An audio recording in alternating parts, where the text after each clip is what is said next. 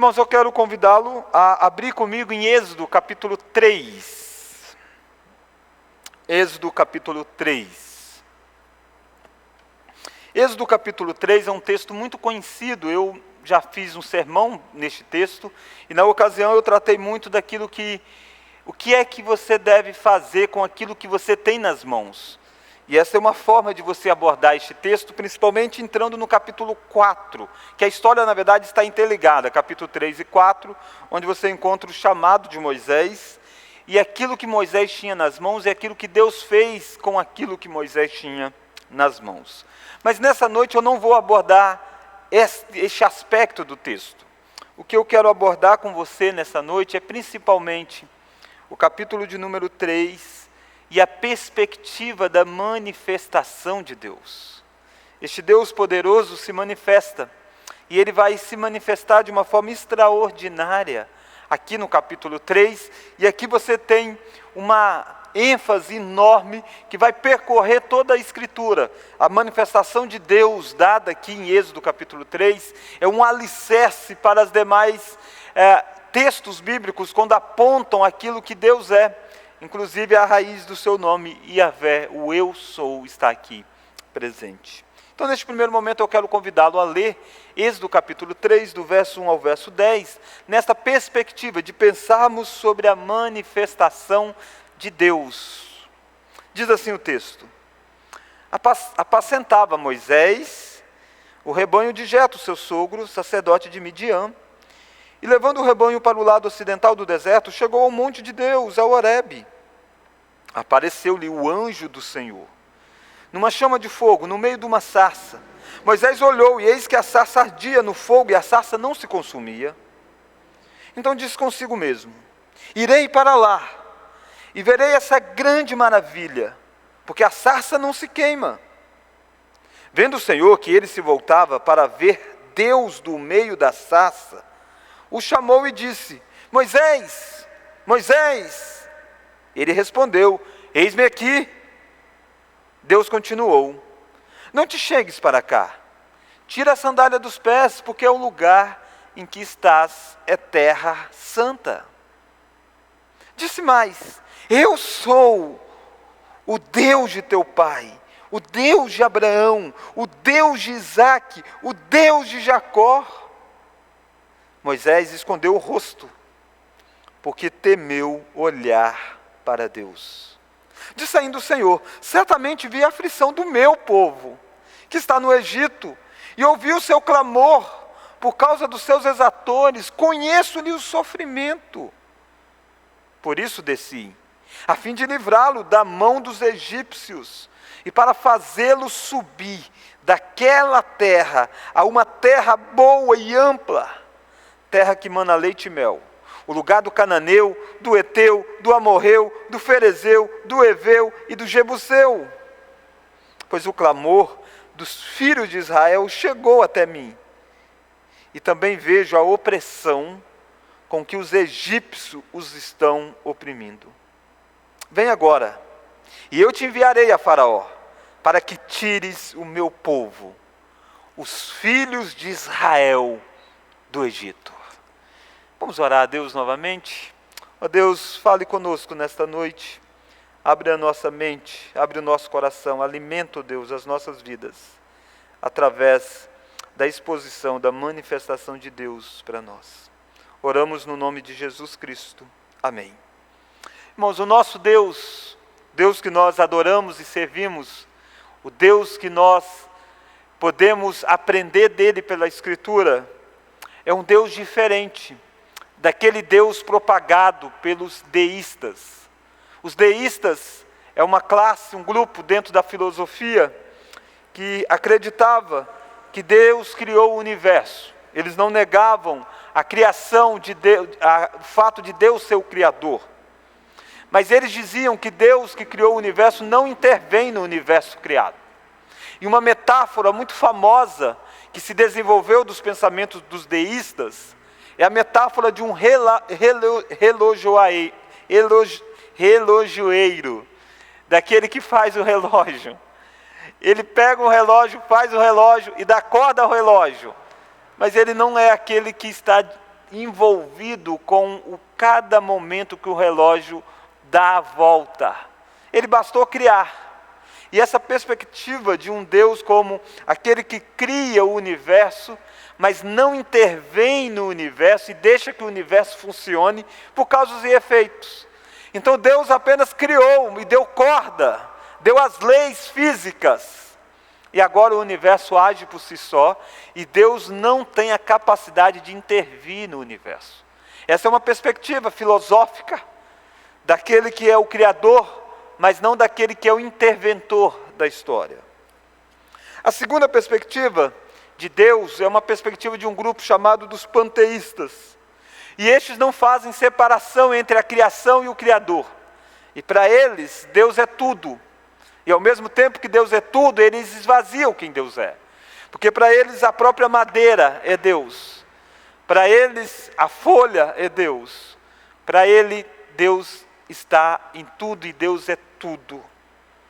O nosso Deus não é um Deus dos panteístas e nem o Deus dos deístas. Nosso Deus é o Deus ao mesmo tempo transcendente e ao mesmo tempo imanente. Talvez essas expressões transcendente, imanente, deístas, panteístas, talvez tenham feito a sua mente ficar um tanto quanto que confusa. Mas de forma bem simples, o nosso Deus é um Deus que é diferente de toda a criatura, mas ao mesmo tempo é um Deus que intervém em toda a criatura. Como transcendente é o Deus que transcende a nossa compreensão, transcende a nossa visão, transcende a nossa apreensão. Mas um Deus imanente é um Deus que está próximo de nós. Ao tal ponto de Paulo, ao dizer sobre isso, Paulo diz que Deus não habita em santuários feitos por mãos humanas, porque Ele é o Criador de tudo. Mas Paulo diz, mas Deus está perto de cada um de nós. De tal forma que nessa noite nós veremos isso. Nós veremos este Deus transcende em glória, todo autossuficiente, auto-eterno, auto-existente. Este Deus se manifestando na história, se manifestando na vida do seu povo, se manifestando na vida de um homem e mudando a história tanto do povo quanto de um homem. E é este Deus que pode se manifestar na sua vida e mudar a história da sua vida. Este Deus, a manifestação de Deus é o tema da nossa mensagem nessa noite. Irmãos, e a manifestação de Deus se dá nos momentos mais trágicos. Quando você olha para o livro de Êxodo, você precisa ser contextualizado naquilo que estava acontecendo. E o povo de Deus, o povo de Israel, a nação chamada para ser bênção no mundo todo, estava agora vivendo uma vida de escravidão. Tinha 400 anos que o povo de Deus estava sendo oprimido pela mão da potência da época, que era o Egito. E sabe o que os israelitas tinham se tornado? Tinham se tornado escravos para construir uma cidade para glorificar o nome dos egípcios. É isso que está no plano de fundo dessa história. O povo de Deus tinha se tornado mão de obra dos egípcios. Que terrível! Que perspectiva!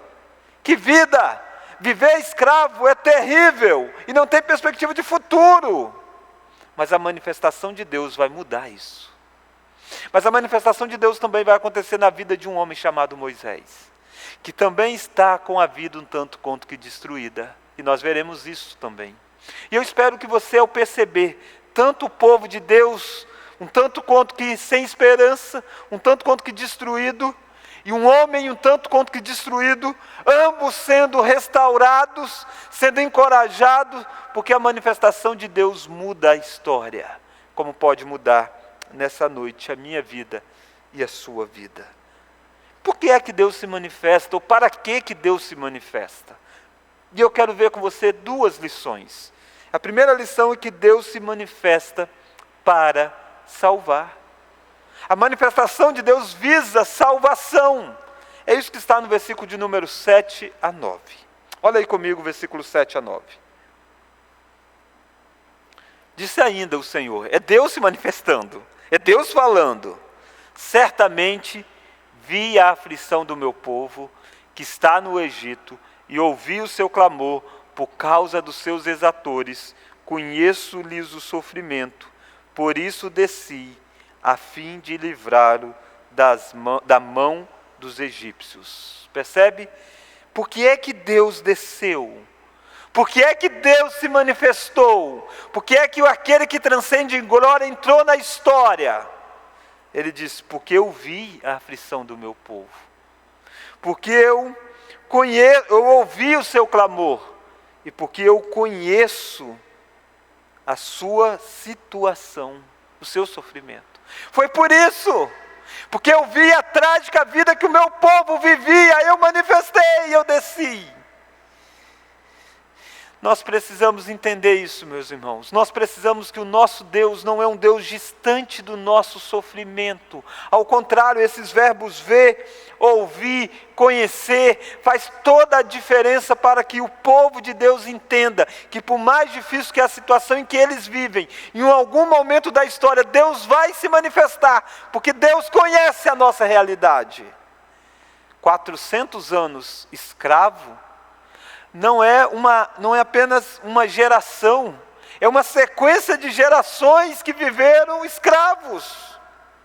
Uma constante oração dirigida a Deus, e parecia que o ouvido de Deus estava um tanto quanto que tampado, mas nunca esteve. Durante todo o tempo Deus ouviu a oração, e no tempo certo Ele se manifestou. No tempo certo, Ele desceu para mudar a história.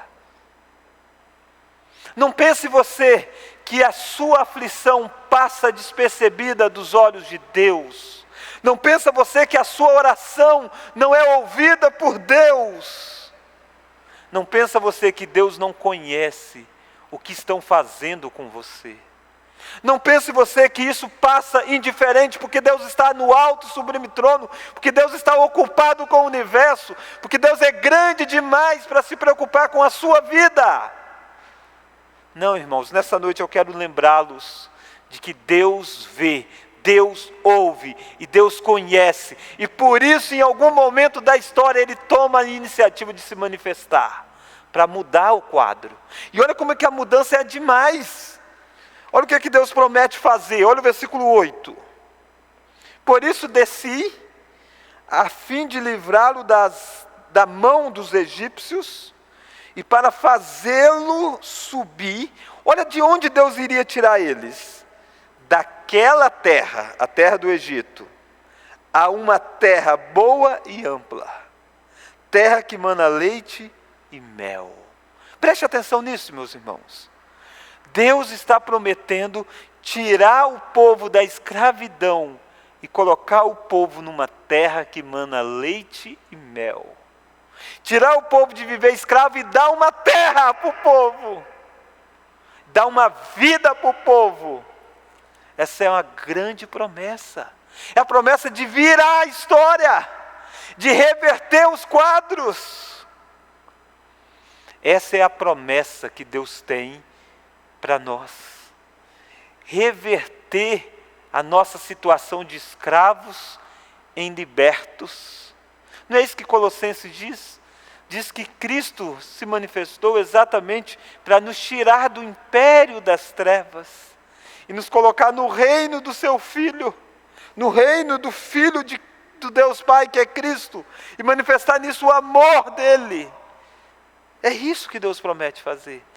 Deus promete tirar a nossa vida de um tremedal de lama e nos firmar os pés, conforme Davi diz, numa rocha. Deus promete enxugar dos nossos olhos as lágrimas e nos dar uma vida de grande alegria. Deus promete tirar de nós toda a maldição do pecado e nos dar uma vida eterna. Deus promete fazer nova todas as coisas. Percebe? A mudança é enorme. A mudança é da água para o vinho. A mudança é de virar tudo. Isso é a manifestação de Deus na história. Essa manifestação de Deus é uma manifestação que redireciona as perspectivas. Por que é que Deus resolveu isso? Por que é que Deus viu? Por que é que Deus ouviu? Por que é que Deus conheceu a aflição do povo? Por que é que Deus ia mudar a sorte do povo? Era porque aquele povo era bom? É porque aquele povo convenceu Deus? É porque aquele povo não podia viver tão escravizado, tadinho, eles eram tão bons? Não, não é por isso. Não é por isso.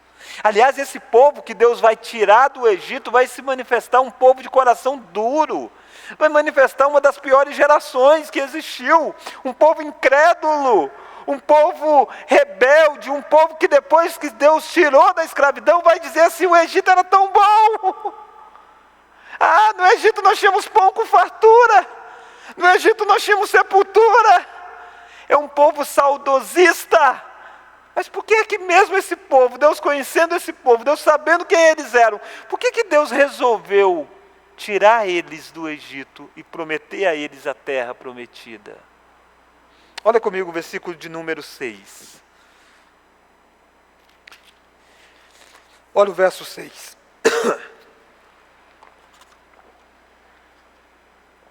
Disse mais: eu sou o Deus de teu pai, o Deus de Abraão, o Deus de Isaque, o Deus de Jacó.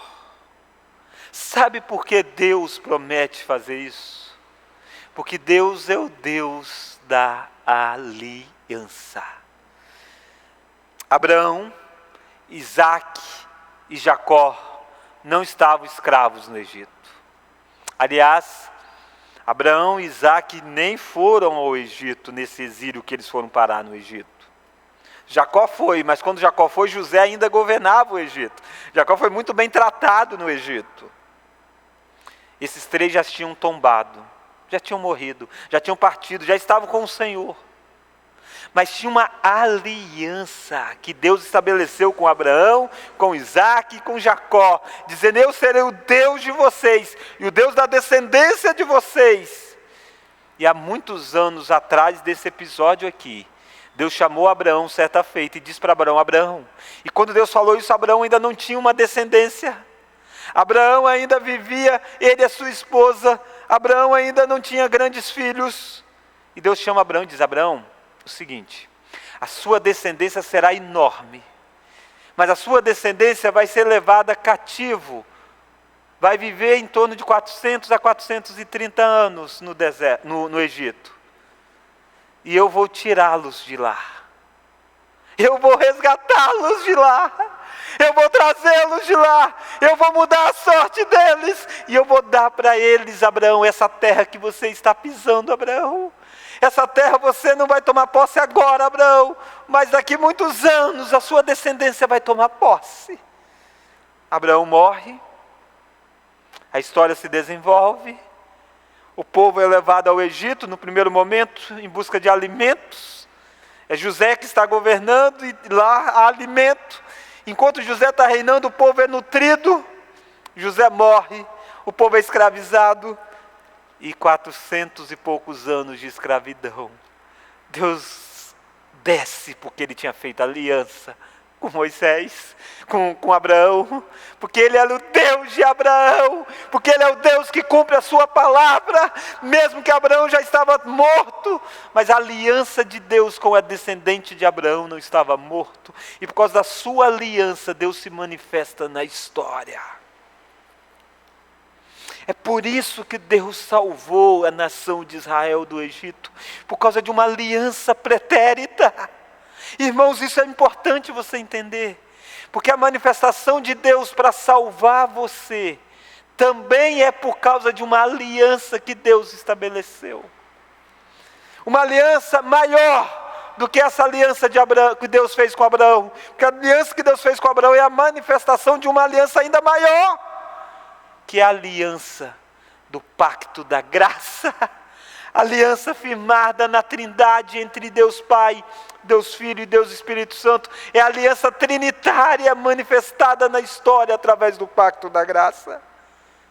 É a aliança onde Deus Pai, Deus Filho, Deus Espírito Santo firmaram um pacto, de manifestar na história, criar um povo para si, chamar esse povo, libertá-los das garras de Satanás, libertá-los da garra da própria carne, e dar vida e abundância. E Deus disse: eu desci. E Jesus disse: eu desci, eu encarnei, eu entrei na história, eu me manifestei, por causa do pacto com Deus Pai. E é isso que ele diz na oração sacerdotal: Pai, eu manifestei o teu nome aos homens, eram teus porque tu me destes.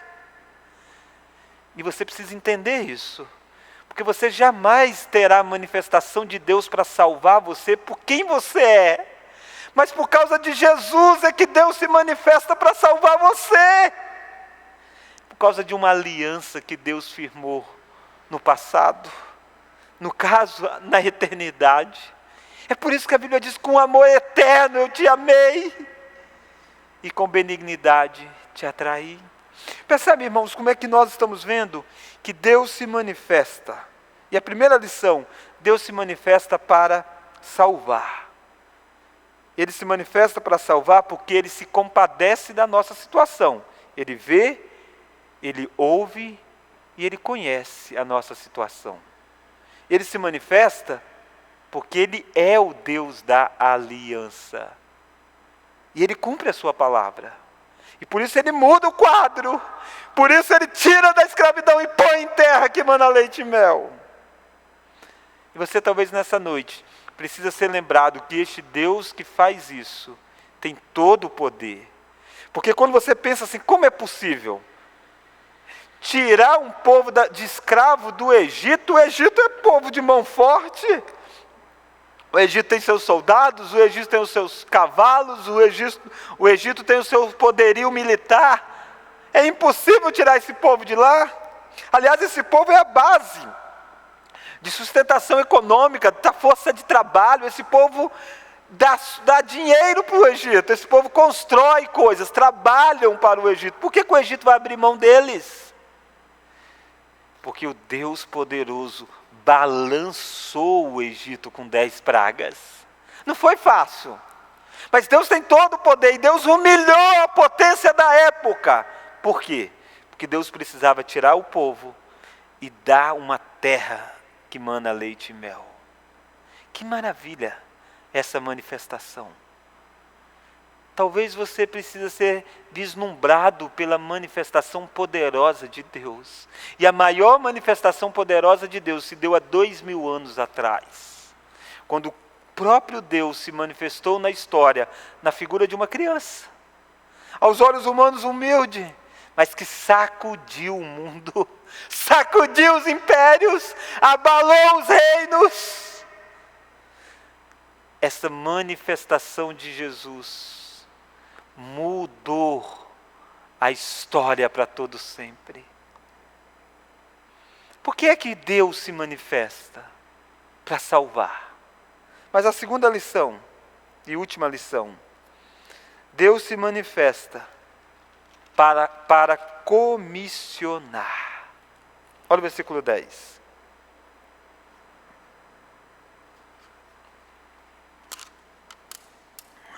Vem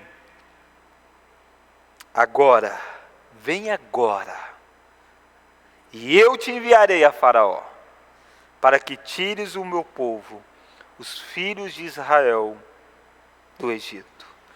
Irmãos, a manifestação de Deus não é apenas salvífica, mas a manifestação de Deus é também uma manifestação que nos comissiona, nos dá alguns mandamentos, redireciona a nossa missão de vida.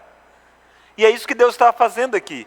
Enquanto Deus se manifesta na sarça, e Moisés vê a sarça, de primeiro ele fica curioso, e chega lá, e Deus diz, Moisés tira a sandália dos pés, o lugar é santo, e Deus começa a dialogar, e Deus diz: eu sou o Deus de Abraão, sou o Deus da aliança, eu sou o Deus que vou salvar, porque eu ouvi, tudo muito bem. Mas agora Deus revela a segunda página da história. Ele vai salvar, mas ele vai também comissionar. E ele diz para Moisés: vem agora, Moisés, é urgente. Não é para amanhã, não é para depois de amanhã, é agora o comissionamento. Vem agora, e eu vou te enviar a Faraó. para que tires o meu povo do Egito, eu vou enviar você diante da maior autoridade do mundo, que é Faraó.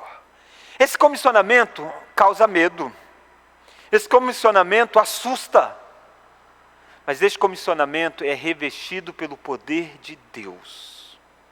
Mas eu quero olhar com você, quem é esse homem que está sendo comissionado por Deus? E o comissionamento de Deus se dá então, mesmo quando tudo parece estar perdido. Quando você olha para essa história, Deus está se manifestando na vida da nação de Israel para salvá-los, sem sombra de dúvida. Mas Deus também está se manifestando na vida de um homem, para comissioná-lo e mudar a vida dele, redirecionar a agenda dele, mudar os projetos dele. E este homem é um pastor de ovelhas quando essa história acontece. O texto do capítulo 3 começa dizendo: apacentava Moisés o rebanho de Jetro, seu sogro, sacerdote de Midian. Parece algo normal, apacentar ovelhas, apacentar o rebanho. Aliás, naquela região era comum que vários pastores tivessem os seus rebanhos. Mas você deve lembrar, quem é esse homem que está pastoreando rebanhos? Este homem outrora tinha sido um dos homens mais importantes da potência do Egito. Irmãos, Moisés está pastoreando o rebanho depois de ter vivido 40 anos num palácio. Moisés parece que está com a vida acabada. Esse homem Moisés, quando nasceu, ele é um hebreu, e ele nasceu num momento difícil da história. O povo judeu estava sendo perseguido, os meninos homens deveriam ser mortos.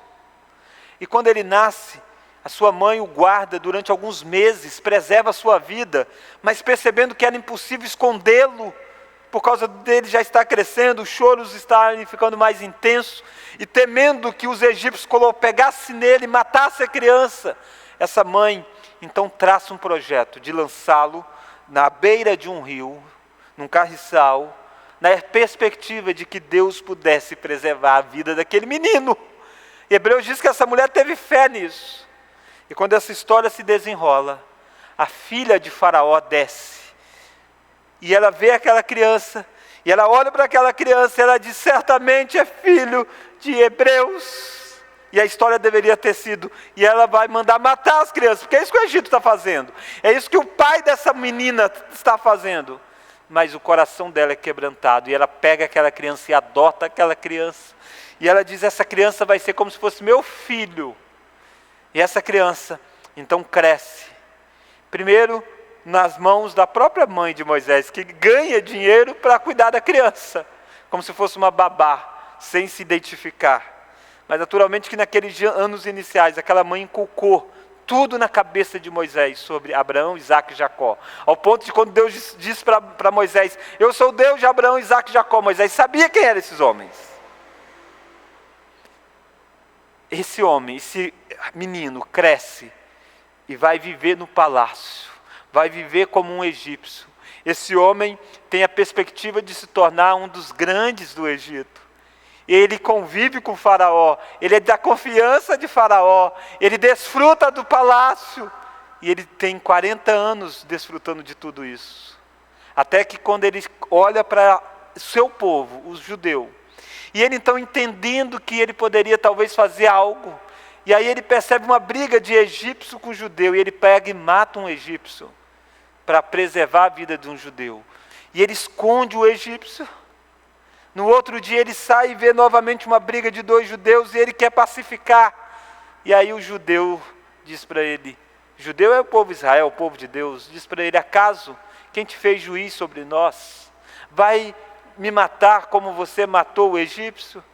E Moisés percebe que ele foi desmascarado.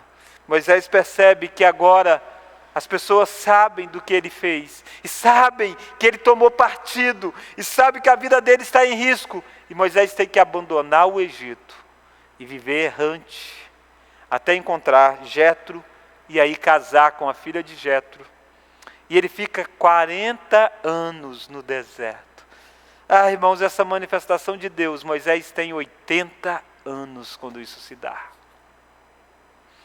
Percebe os primeiros 40 anos cheio de perspectiva, criado na grande cultura, criado debaixo dos benesses do Estado egípcio, sabendo quem ele era, sabendo da sua identidade, talvez nutrindo a forma de dizer, de alguma forma eu vou libertar o meu povo.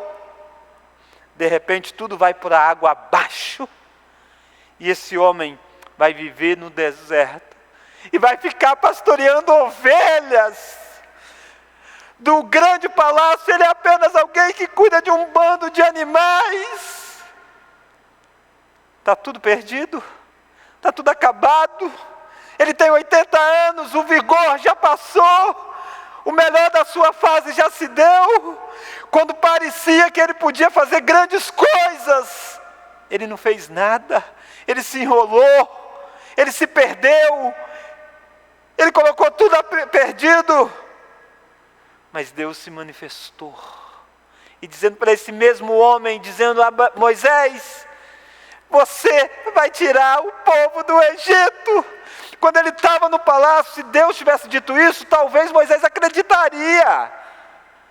Mas agora que ele está no deserto, agora que ele é um Zé Ninguém, agora que ele é um perseguido pelo Egito, agora que a cabeça dele está em prêmio, agora que ele não tem trânsito livre coisa nenhuma, agora que ele não tem influência política coisa nenhuma, mas é agora que Deus diz, eu manifestei para salvar o meu povo, e você é o meu comissionado. Percebe que o que Deus está fazendo não é só mudar a sorte de Israel, é mudar a sorte de Moisés. E você conhece Moisés. Moisés é um dos personagens bíblicos mais conhecidos. Moisés é quem Deus deu a ele a revelação dos 5 primeiros livros. Moisés teve a revelação de Deus da história, do início. Moisés foi quem pôde receber as leis de Deus no monte. Moisés foi o mediador de todo esse primeiro pacto. Moisés foi alguém que Deus comissionou. Quando? Quando tudo parecia estar perdido. Sabe que às vezes é assim na minha vida e na sua vida. A vida vai tomando caminhos, rumos, direção, que de repente está tudo perdido. Agora não dá mais. Já se passou o tempo, já passou a expectativa, a perspectiva, os momentos. Quem disse? Se Deus se manifesta, Ele reverte tudo. No tempo dele, Ele comissiona quando tudo parece estar perdido. É isso que eu quero que você seja encorajado nessa noite.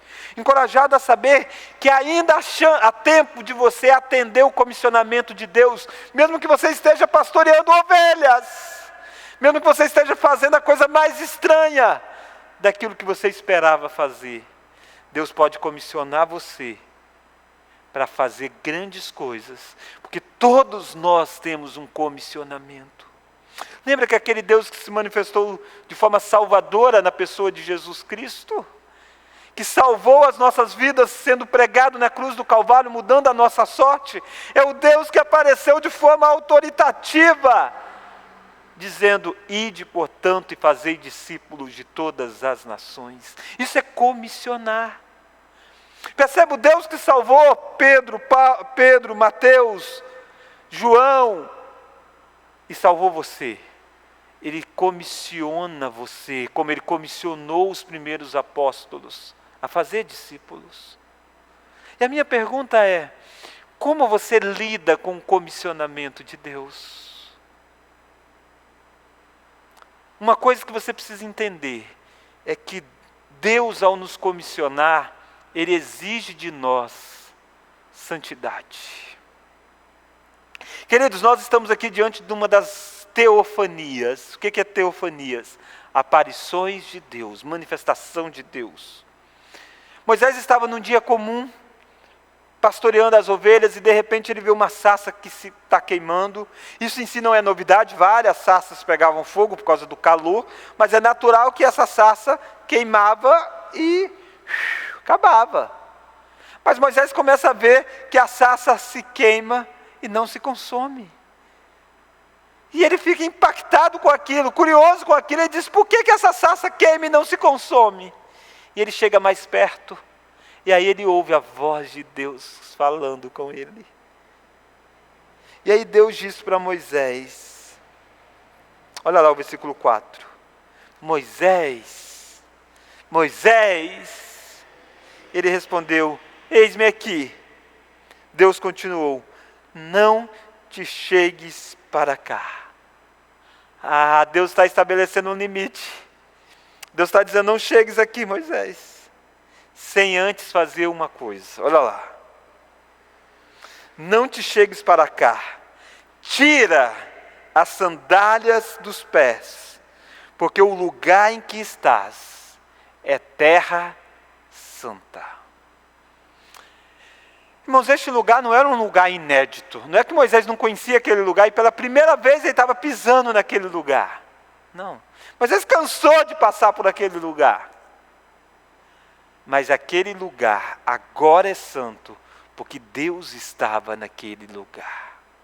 O que era santo não era o lugar, mas é a presença de Deus tornou o lugar santo.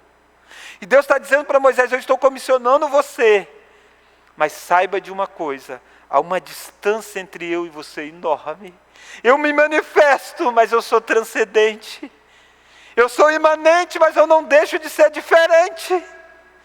E eu exijo de você uma compreensão dessa separação entre nós. De tal forma que você não pode chegar diante de mim do jeito que você quer. Você não pode chegar diante de mim da forma como você é. Você precisa tirar a sandália dos pés. Sabe, querido, que você precisa também rever. Se você é alguém que Deus se manifestou para salvar, se você é alguém que Deus se manifestou se Deus se manifestou comissionando você, você precisa tirar algumas coisas da sua vida. Afinal de contas, é santo a pessoa a quem você serve. E o que é que você precisa tirar? As sandálias era símbolo de que agora Moisés estava pisando em um lugar diferente. Mas há algumas coisas que você precisa tirar, para que as pessoas enxerguem em você alguém que viu a manifestação de Deus, alguém que está debaixo do comissionamento de Deus. Deus precisa retirar de você talvez algum vício, talvez algum mau hábito, talvez alguma coisa. E Deus está dizendo para você, tira! Porque o lugar é santo. Porque eu sou santo, sede vós também santos. Eu chamei você e tiro o que precisa tirar da sua vida para andar comigo. É isso que Deus exige no seu comissionamento. Deus não exige habilidades intelectuais. Deus não exige questões financeiras. Deus não exige uma cultura elevada. Mas Deus exige santidade. Porque todas as outras coisas Ele pode gerar em você. Mas Ele exige santidade, comprometimento seu na missão. E Deus está deixando isso muito claro com Moisés. Quer chegar até mim? Tira a sandália dos pés. Sabe, queridos, que nós precisamos entender urgente que Deus requer de nós santidade de vida. Mas eu gostaria que você pudesse pensar comigo algumas desculpas que nós damos quando Deus nos comissiona para algumas coisas. Moisés deu as suas. Olha a primeira desculpa de Moisés, e que é a desculpa de muitos crentes. Eu não sou ninguém. Olha o versículo de número 11. Então disse Moisés a Deus, quem sou eu para ir a Faraó e tirar do Egito os filhos de Israel? A primeira desculpa de Moisés é dizer, eu não sou ninguém, eu não sou capaz. Irmãos, isso aqui é lógico, é importante você ter consciência que você não é capaz. Mas como você verá aqui, Moisés está listando uma série de desculpas, porque Deus vai rebatendo. E eu acho lindo o que Deus diz com Moisés. Olha o versículo 12. Deus lhe respondeu, eu serei contigo, e este será o sinal que eu te enviei. Depois de haver tirado o povo do Egito, servireis a Deus neste monte. Eu gosto de Deus, eu gosto daquilo que Deus fala aqui, porque Deus não é alguém que fica massageando o ego. Deus não pega Moisés e diz, não, Moisés, calma aí, não é assim, não é que você não é ninguém, você é alguém bom, cara. Rapaz, você já viu a cultura que você tem? Já viu os 40 anos de treinamento que você teve no Egito? Cara, você é melhor do que muitos hebreus. Cara, você é a pessoa mais qualificada para ir lá. Cara, você não é alguém para ficar cuidando de pastor de ovelhas, você pode ser mais do que isso. Não, Deus não vai por essa via. Moisés disse, eu não sou ninguém. E Deus está dizendo, realmente você não é ninguém, mas eu irei contigo. É isso que eu quero que você entenda. As desculpas que eu e você damos para não atender o comissionamento de Deus, muitas vezes é revestido de uma áurea de espiritualidade. A gente diz, eu não sou capaz. Sabe por que eu não dou aula? Porque eu não sou capaz. Sabe por que eu não visito alguém? Porque eu não sou capaz. Sabe por que eu não atuo numa área? Porque eu não sou capaz, eu não sou ninguém. Eu sou alguém muito humilde, eu só quero entrar na igreja e sentar no banco da igreja. Deus está dizendo para você, você não é ninguém, mas eu serei contigo. A diferença é quem está conosco. E se Deus está conosco, Moisés pode tirar o povo de Israel do Egito. Para essa desculpa que você não é ninguém, Jesus disse, e eu estou convosco todos os dias até a consumação dos séculos. Então não é baseado na sua capacidade que você atende o comissionamento, é baseado em quem está com você. E com isso você não pode dar desculpa, a não ser que você diga, mas Deus não está comigo. Aí nessa noite Deus está dizendo para você, eu me manifestei para salvar você, para comissionar você e eu vou com você. Mas há uma segunda desculpa de Moisés, que é muitas vezes a nossa desculpa. Eu não sei quem é o Senhor. É a desculpa do desconhecimento, da falta de conhecimento. Olha o versículo 13. Disse Moisés a Deus, eis que, quando eu vier aos filhos de Israel e lhe disser, o Deus de vossos pais me enviou a vós outros, e eles me perguntarem, qual é o seu nome? Que lhes direi? Moisés está dizendo, aquele povo é duro, o povo vai perguntar quem é o Senhor, e eu não sei muito quem é o Senhor, o que eu vou dizer para eles? Aí Deus responde, olha o versículo seguinte, disse Deus a Moisés, eu sou o que sou. Disse mais, assim dirás aos filhos de Israel, o eu sou me enviou a vós outros. Deus está dizendo, Moisés, você precisa saber que eu sou o que sou. Eu dou sentido a todas as coisas. Diga ao povo que aquele que define todas as coisas enviou.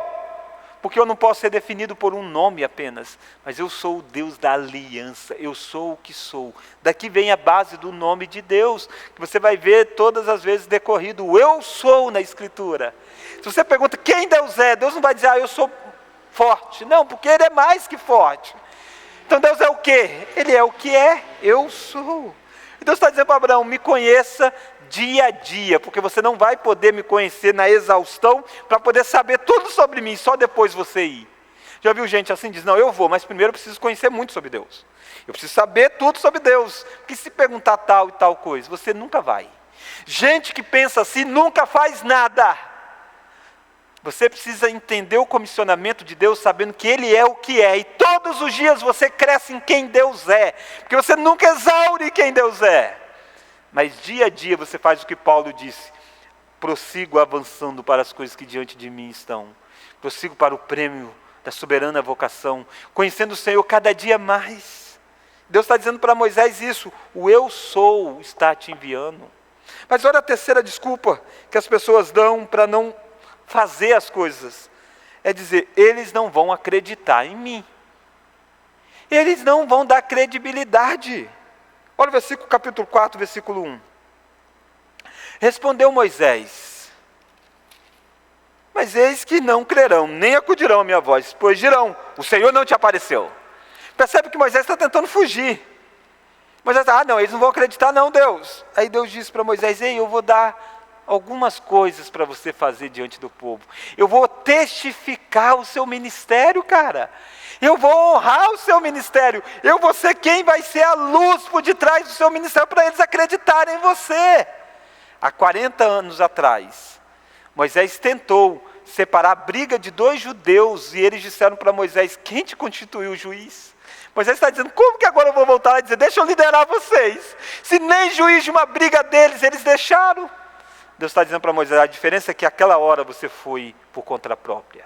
Agora eu estou comissionando você, cara. Mas Moisés vai continuar tentando convencer Deus de que ele não é o cara certo. Olha o capítulo 4, versículo 10. Então disse Moisés ao Senhor: Ah, Senhor, eu nunca fui eloquente, nem outrora, nem depois que falaste a teu servo, pois sou pesado de boca e pesado de língua. Ele está dizendo, sabe de uma coisa, Deus, tem um problema nessa história. Eu não sei falar bem, nunca fui um grande eloquente, e nem agora que a gente está batendo um papo aqui, nem agora que você se manifestou, nem agora que o Senhor deu esses vários sinais, ainda assim eu sou pesado de boca, então é melhor eu não ser a pessoa. Já viu gente que tenta fugir de tudo que tem jeito? É Moisés. Aí Deus resolve o problema. Olha lá o versículo 11. Respondeu-lhe o Senhor: quem fez a boca do homem? Ou quem faz o mudo, ou o surdo, ou o que vê, ou o cego? Não sou eu, Senhor? Vai agora, e eu serei com a tua boca, e te ensinarei o que hás de falar, cara. Percebe? Deus está dizendo para Moisés: Moisés, eu resolvo o problema, cara. Eu estou com você. O que faltou de Moisés é aquilo lá do início, quando Deus diz para Moisés diz para Deus: eu não posso, eu não sou capaz, eu não sou ninguém. Aí Deus disse: eu irei contigo. Isso, irmãos, Deus iria com Moisés, resolveria todo o resto da desculpa. O povo iria ver o testemunho, porque Deus estava com Moisés. Moisés não sabia falar, mas o que isso importa? Se Deus que fez a boca está com Moisés, o que adianta dizer, eu não sei tudo sobre Deus? Tá, mas o Deus está com ele, cara. Deus está dizendo para Moisés: eu resolvo. Sabe que talvez você precise imergir naquilo que Deus comissionou você, e que Deus vai te capacitar dia a dia para realizar. É com Ele. Com você é atender o comissionamento. Mas olha mais. Olha que agora Moisés abre o coração. Olha o versículo 13. Abre o coração e ao mesmo tempo, deixa cair as máscaras. Ele, porém, respondeu, ele é Moisés: Ah, Senhor, envia aquele que há de enviar, menos a mim. Depois de Moisés apresentar várias desculpas, e Deus rebater todas elas, aí Moisés disse: Deus, vamos fazer o seguinte, envia quem o Senhor quiser, menos a mim. Moisés quer sepultar o seu ministério. Moisés encravou numa cova, dizendo: há 40 anos atrás, morreu a minha expectativa de fazer qualquer coisa em prol dos hebreus. Faz o Senhor o que o Senhor quiser, liberte o povo, usa quem o Senhor quiser, mas esqueça de mim. Talvez essa tenha sido a sua oração, talvez esse tenha sido o seu coração durante tanto tempo, dizendo: Deus, faça uma grande obra com quem o Senhor quiser fazer, mas não comigo. Me deixe quieto, me deixe sentado a vida toda num banco, me deixe apenas ouvir, me deixe apenas desfrutar.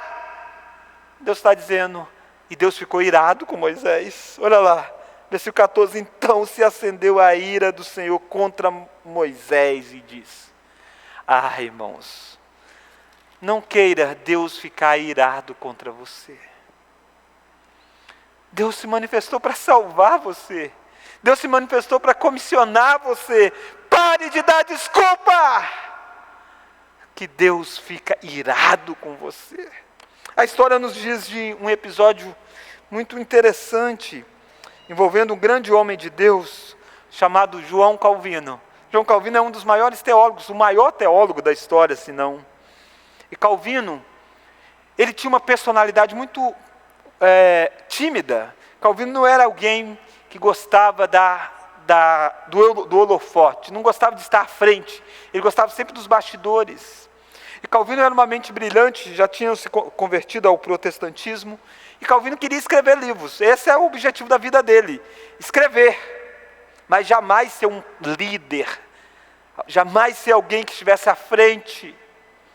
E certa feita Calvino estava indo para Estrasburgo, uma cidade, e nessa ida para Estrasburgo, por algumas questões envolvendo transporte e tudo mais, Calvino teve a sua rota redirecionada e teve que passar por Genebra. Genebra era uma cidade que estava vivendo a tentativa da reforma protestante sobre a direção de Farel, Guilherme Farel. E Farel, então, certa feita, sabendo que Calvino estava na cidade, Calvino estava aí repousando, Calvino estava apenas para dormir, passar a noite, no dia seguinte seguiria sua viagem para Estrasburgo. Farel foi ao encontro de Calvino. Calvino já era alguém conhecido, porque alguns dos seus livros já tinham percorrido aquela região. E Farel conversou com Calvino, dizendo: Calvino, nós precisamos de alguém para nos conduzir na reforma. Nós precisamos de alguém para nos direcionar, nós precisamos de alguém para nos pastorear, nós precisamos de um líder. E Calvino disse: eu não vou. Calvino disse: eu não sou este homem. Calvino disse: eu vou para Estrasburgo, eu vou escrever meus livros, eu quero repouso, eu quero descanso, eu não quero entrar nas fileiras dos combates, eu quero nutrir com escrito. E Farel disse: Calvino, você precisa, Calvino. E Calvino disse: não, eu vou para Estrasburgo. E aí Calvino narra em um dos seus livros que Farel disse assim: que Deus amaldiçoa o seu descanso. Calvino queria descansar, e Farel diz que Deus amaldiçoa o seu descanso. Farel estava sendo a boca de Deus para se irar contra Calvino, e dizendo: Deus amaldiçoa se você não assumir a sua posição. Calvino descreve que aquilo fez com que as suas pernas, um tanto quanto que tremessem, como se ele tivesse sentido todo o peso da responsabilidade do comissionamento. O resultado: Calvino não foi para Estrasburgo, Calvino ficou em Genebra. E Calvino liderou um dos maiores movimentos da reforma. Calvino tinha capacidade? Não. Mas Deus tinha chamado ele. Calvino não tinha a personalidade de Lutero, mas tinha o mesmo Deus de Lutero. Calvino tinha uma mente brilhante, que Deus tinha moldado e que agora iria servir a igreja. Nos relatos de Calvino você sempre vê um homem tímido, mas nunca um homem covarde diante da missão. Certa feita, Calvino em Genebra teve a sua casa cercado pelos opositores, com tiros, com tentativas inclusive de amedrontá-lo. E ele permaneceu firme na pregação do Evangelho. Por quê? Porque ele entendeu que Deus se manifestou para salvá-lo, e que Deus se manifestou para comissioná-lo. Sabe, querido, que o mesmo Deus de Moisés e o mesmo Deus de Calvino é o Deus meu e seu nessa noite. É o Deus que desceu e se manifestou, não numa sarça apenas, se manifestou na história, em Belém, nascendo de uma virgem, vivendo, manifestou na cruz do Calvário, sendo espetáculo para o mundo, mas recebendo a ira de Deus em nosso lugar, para nos salvar, mais do que de uma escravidão física, de uma escravidão espiritual, para nos dar mais do que uma vida plena neste mundo, mas para nos dar a vida eterna, para nos dar a nova Canaã celestial. Mas Ele não nos deixou apenas salvos, Ele nos deixou debaixo de um comissionamento, dizendo: ide e fazei discípulos de todas as nações. Mas Ele diz também: e eu vou com você, estarei convosco todos os dias, até a consumação dos séculos. Ele pode comissionar você mesmo quando tudo parece perdido. Ele pode comissionar você vencendo as suas resistências, quebrando as suas desculpas, transformando a sua vida em um vaso de bênção para o anúncio do Evangelho. É este Deus que nós servimos, este Deus que é grandioso, que nessa noite quer salvar você e quer comissionar você. Louvado seja Deus por isso.